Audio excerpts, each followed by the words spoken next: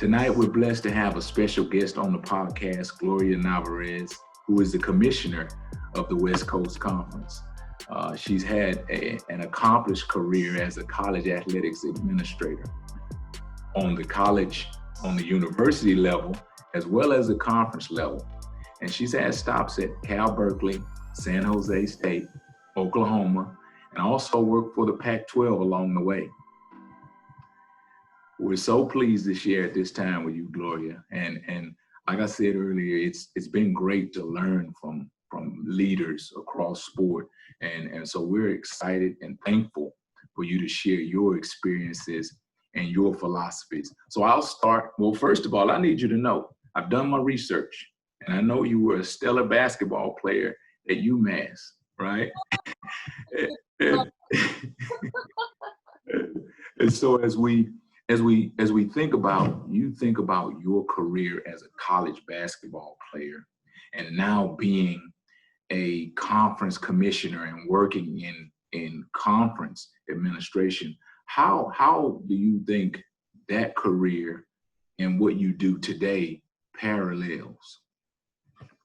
Yeah, it dovetails, I think, more than anything, because my experiences, and as a college student athlete, it was just amazing. Even the toughest times were so formative to who I am today, and it just, your skill set, how you handle adversity, it really builds, and I think it really propels me to continue to want to provide the best experience for our student athletes. And that's what I love about our league right now. One of our core values is really providing that holistic education and experience. When you hit a WCC campus, you're vying for national titles, but it's also really important that you match the ethic and mission of the institutions you're at. We have very strong alignment there in our league. Okay. So like we talked earlier, you being the first Latin female to lead a Division I conference, incredible challenges there, incredible challenges to get there. And so what I'd like to ask you is just to share some of the challenges you see being a minority woman as you've risen up through the ranks. And then if you had to give an overarching message to someone who is following in your footsteps, what would that be? The challenges, and it's hard because I've never been not a minority female. Right.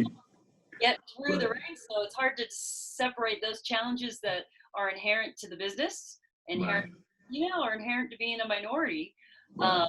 But I will say, one of the things that kind of makes me laugh and through some tears at times is, hi, I'm the commissioner of the West Coast Conference. Oh, are you over all the women's sports? Yes. The men's sports? Really? Oh, I mean, there's one commissioner over both. Right. That's something that's really indicative of this inability to fully understand or see that women can lead organizations both over men's and women's sports. And so I think advice to your second part of your question is,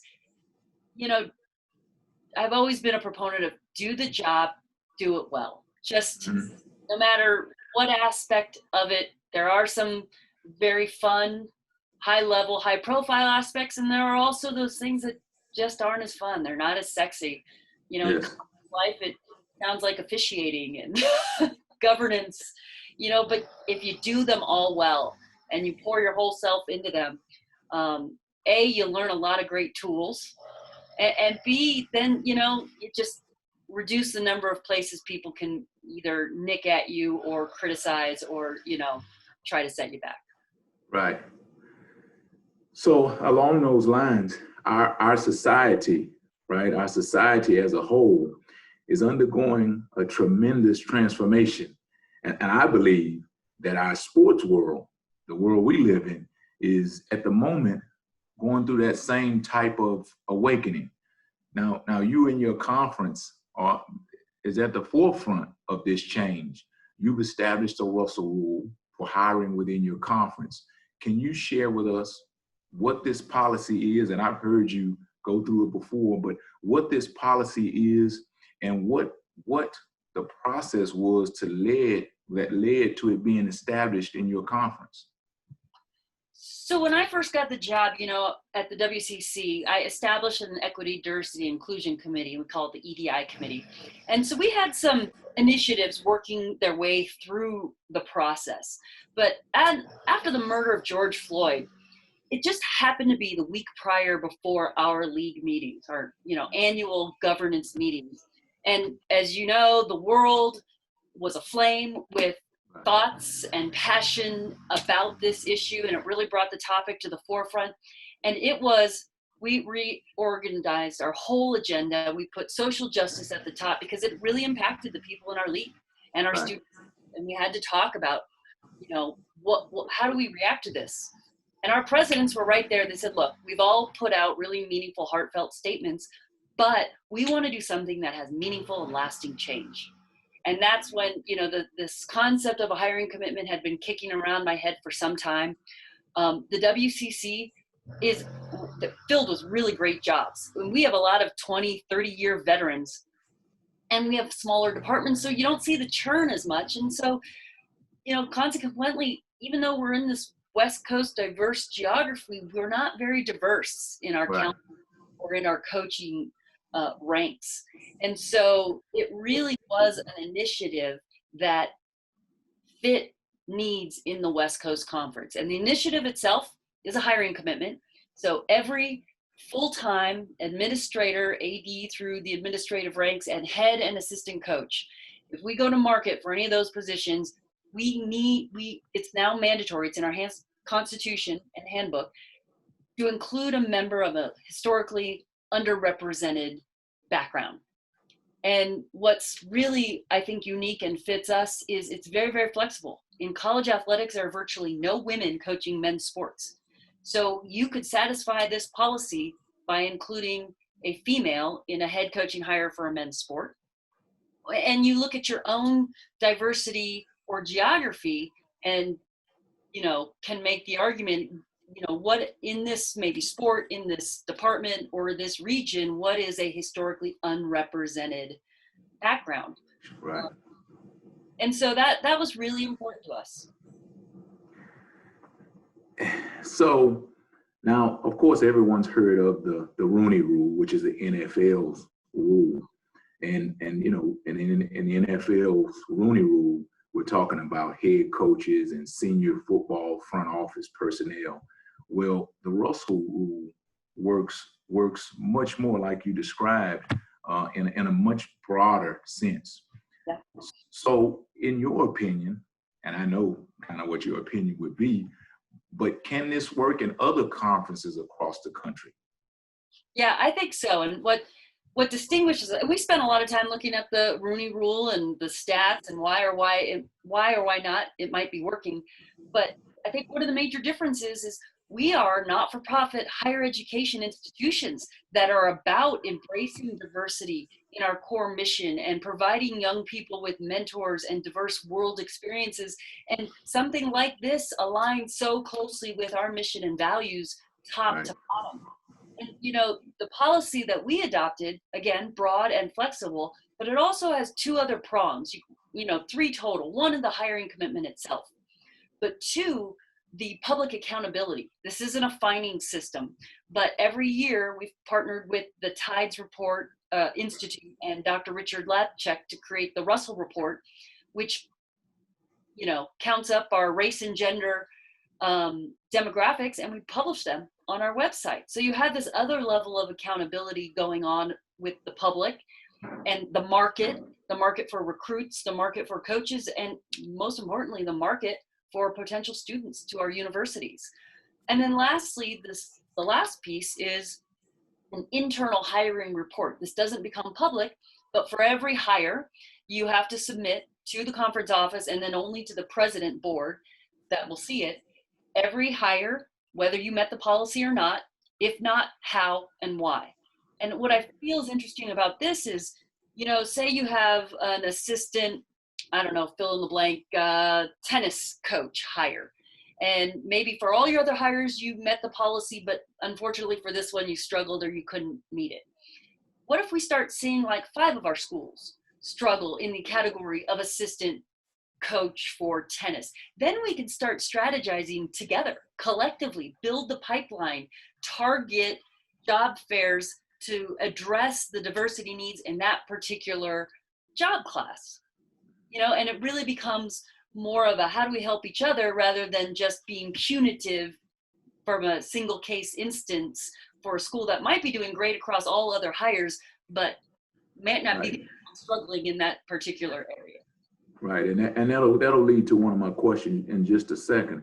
But what has been the response across the country from other administrators to you and your conference in terms of what you're doing? The initial response was overly positive. I was just overwhelmed by how many people reached out, commended our work. The two coaches associations for men's and women's basketball, NABC and the WBCA, both sent public letters of support. And it's been this last week or so that I've really had individual one-on-one outreach from others that are considering adopting the same. I mean, obviously we've got a lot going on with COVID. There was a lot of big news about fall sports. We're all focusing on how to bring our winter sports back. You got the football team starting to play. So there's a lot of other things going on, but I feel really good that folks are considering this and figuring out how they might be able to adopt the same. And I've been a part of organizations over the years, coaching organizations, and there's always been discussions of things like this, and they rise up around the hiring season in football specifically. They rise up around the hiring season, and then all of a sudden they go away, and they come back again around hiring season, and then all of a sudden they go away. And so I'm really excited about what you guys are doing in your conference. So going back to what you kind of alluded to is what, or are there any things, any plans within your conference for to be able to help schools, right, build their pipeline, for underrepresented candidates, to build a pool from a conference standpoint, or are you initially going to leave it to the schools to be able to diversify their pools? Well, I'm a firm believer that the pipelines are out there. It's just connecting the pipelines to the hiring entities. And I think the number one thing that I hope this policy achieves is a signal to the market. Like I said, you could look at our websites and might not feel that we would give equal opportunity, or might not see opportunity or inclusion, but I hope that this signals that, folks should apply for openings in the WCC. And then two, that all of these openings will now be, a little bit more accessible because they, folks are mandated to look at a broader pool. So that's number one, I think. And number two, what I alluded to, as we see trends, as we see data, as we talked about it in the room, I think all of our schools felt good that they would have no problem meeting this policy, because in practice they try to do this anyway.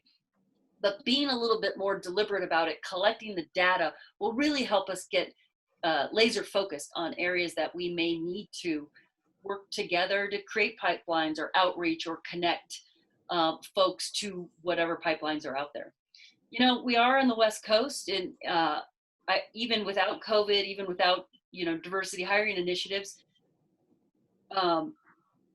it's sometimes difficult to attract folks to come live in the high cost of living areas that we have, unless you have connections out here, unless you, have been here before. So I do hope that this opens a lot of folks' perspective to the great opportunities that are out here.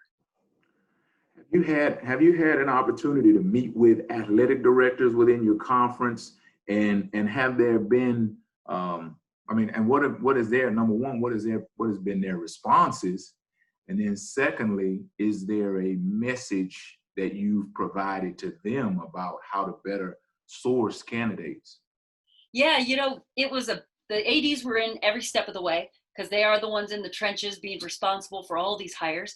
And we spent a lot of time talking about those pipeline positions, your third assistant, your Mhm. second or third sports info director. And these are hires that are pretty far away from those senior positions and head coaches.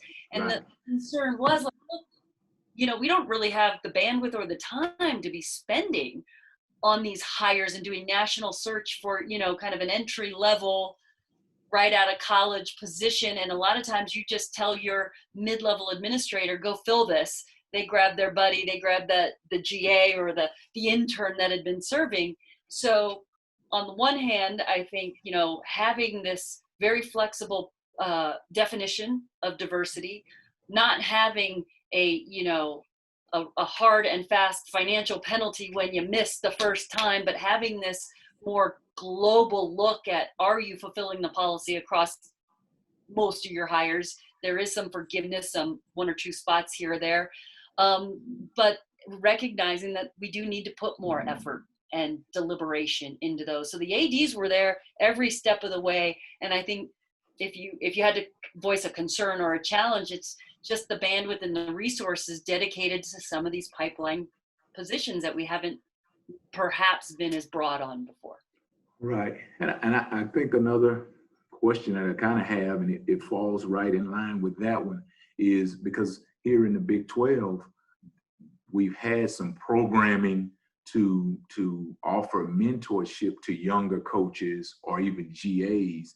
And I would wonder, do you have ideas or thoughts about creating those programs for younger coaches who may be in your system already, right? To create programs to help them to develop to those positions. Yeah, and like what you have going on with the coaches group, and the NCAA has programming, the Coaches Association has programming. So I feel our opportunity is more about encouraging, maybe scholarshiping or sending our people to Mhm. pre-existing programs and mentorship, because they're out there. I Right. do believe the education, the pipelines, they're out there, they exist. We just have to connect them to the opportunities, especially at those entry level, the assistant, ADs, the assistant coach positions, because that's where you really get the chops to be considered for the head coaching positions and the senior associates and the ADs. Okay. So now, in my role here at Kansas State as the assistant head coach, um, my leader, my head coach, Chris Kleiman, is a phenomenal leader. And he and I always discuss leadership. We discuss great leadership styles in our opinion, and then we discuss what we would consider bad leadership. How would your peers, talking about you, how would your peers or coworkers describe your leadership style? Well, I'm only in my second year or beginning my third year at the West Coast Conference. So I think my style has been really defined by the needs of the organization. So I try to lead by example. I try to drive hard. We have a lot to do. We have a lot of work in front of us. This Russell Rule is an example. I rolled up my sleeves and got in there, and I was really in the details of shopping it around. However, I do love to mentor and grow that next tier of administrators. And so to the best that I can, I like to empower them and have them make decisions. I reserve the right to question them, but forgiving if they did all the right things and make the wrong ones, you gotta let them fly. One administrator I worked with at a previous job, she described my style as, I'll throw you into the ocean. If you need a life preserver, I've got one. Yeah, I might check, look over the rail and see how you're doing once in a while, but otherwise we're swimming. Right, right. Which is a great style in my opinion. So it wouldn't be 2020. It wouldn't be a discussion without talking about COVID. But I wonder, how has COVID, the challenges of COVID, made you better? I think all of us are rethinking our work styles. For one, I don't know if you saw, but as a league, we announced the expiration of our lease, and we let our brick and mortar shop go. So we are full virtual, as cost savings, but also it's just been really unique and kind of fun to see how well we're working in this environment. I think that's put an even higher emphasis on culture and making sure we stay connected and doing fun things on Zoom to kind of not always make it about, just getting things done, but to encourage people to get to know each other. We've got 2 employees, one that only spent 7 days with the staff in person, and another that's never met the staff in person at all. That's where we are. Yeah, and I think my goal is to come back to a, in-person shop, but I think our work from home policies and our flexibility there are going to look very, very different when we come out of this. Yeah, so you make me think back to when this all came about and how we as coaches, we had to have position meetings on Zoom.